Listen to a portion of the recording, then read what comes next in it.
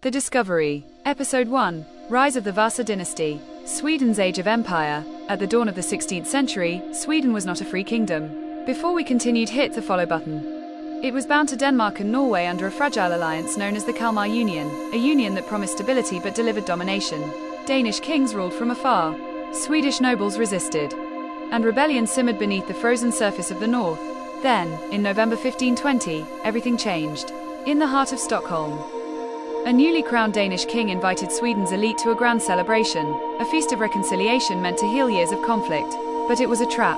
Over the next 3 days, dozens of Swedish nobles, bishops, and leaders were executed in what became known as the Stockholm bloodbath.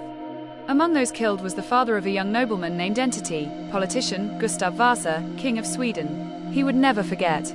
Forced into hiding, Gustav fled through forests and mountains, pursued by Danish soldiers determined to crush any spark of rebellion.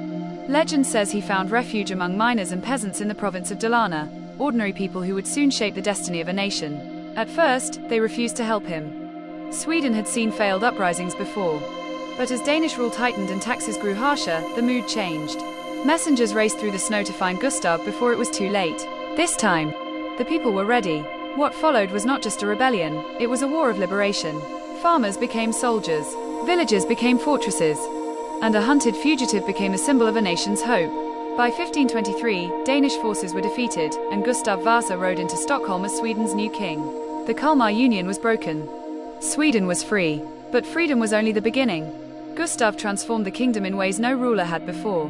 He centralized power, weakened the old nobility, and seized control of the church's wealth during the Protestant Reformation. Gold, land, and authority flowed to the crown.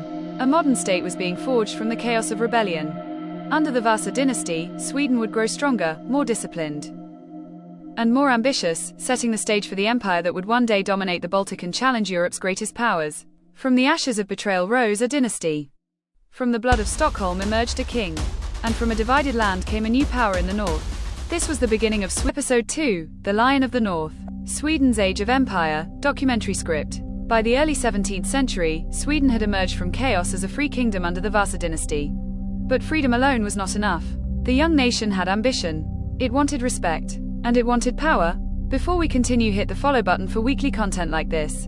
Enter Entity politician, Gustavus Adolphus, King of Sweden, a king who would change the face of war and elevate Sweden into a European superpower. Gustavus ascended the throne in 1611 at just 17 years old. From the very beginning, he faced a kingdom still recovering from decades of war, unrest, and poverty. Yet he possessed a vision far beyond Sweden's borders. He modernized the army, introduced disciplined infantry formations, and deployed artillery in ways no one had seen before. His soldiers moved with speed and precision, earning him the title, the Lion of the North. Europe was in turmoil.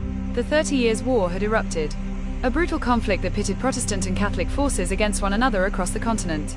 Gustavus saw an opportunity, not just to defend Protestantism, but to expand Sweden's influence in the Baltic. In 1631, he led his army into Germany. At the Battle of Breitenfeld, Swedish tactics crushed the Catholic forces. Victory after victory followed, and Gustavus's fame spread across Europe like wildfire. But war was not without cost. Cities burned, thousands died. Yet for Sweden, each campaign brought land, money, and political clout. Gustavus Adolphus was more than a king. He was a military innovator, a strategist, and a symbol of Swedish pride. Under his leadership, Sweden became feared and respected. A small nation with an outsized impact on European affairs. Tragically, his life was cut short at the Battle of Lutzen in 1632, where he fell in the heat of battle. Europe mourned the Lion of the North, but his reforms and victories endured, leaving Sweden stronger and more ambitious than ever. Gustavus had proven that a northern kingdom, once thought peripheral, could shape the destiny of Europe. His legacy set the stage for the empire Sweden would build in the decades to come, a legacy of power, discipline, and unyielding ambition. The Lion of the North was gone, but his roar echoed through history. Sweden's Age of Empire, documentary script. By the mid-17th century, Sweden had emerged from its internal struggles stronger, wealthier, and hungrier for power. Its eyes turned south, toward the Danish kingdoms that controlled the southern shores of Scandinavia and dominated the Baltic Sea. Tensions had simmered for decades. Trade disputes, border skirmishes, and political rivalries set the stage for open war. Sweden, under the ambitious leadership of King Entity, politician, Charles X Gustav, King of Sweden, saw opportunity where others saw risk. In 1657, Charles X launched a bold invasion of Denmark, an act that would shock Europe. But the winter of the Baltic proved to be an ally. The sea froze, creating a natural bridge across the treacherous belts of Denmark. Swedish troops marched over ice, a feat as daring as it was dangerous. Villagers watched in awe and fear as the Swedish army advanced. Unstoppable and precise, Copenhagen, the Danish capital, faced the threat of siege, and Danish morale crumbled. After months of tension and battles, the Treaty of Roskilde was signed in 1658. Denmark was forced to cede vast territories, Scania, Halland, and Blekinge, to Sweden. The balance of power in Scandinavia had shifted dramatically. This was not just a victory of swords and strategy. It was a victory of vision, daring, and relentless ambition. Sweden now controlled much of the Baltic coastline, securing trade routes and naval dominance. But the wars would not end here. The ambitions that brought Sweden glory also sowed the seeds of future conflict. Rivalries, resentment, and revenge would echo through the following decades, shaping the destiny of the Scandinavian nations.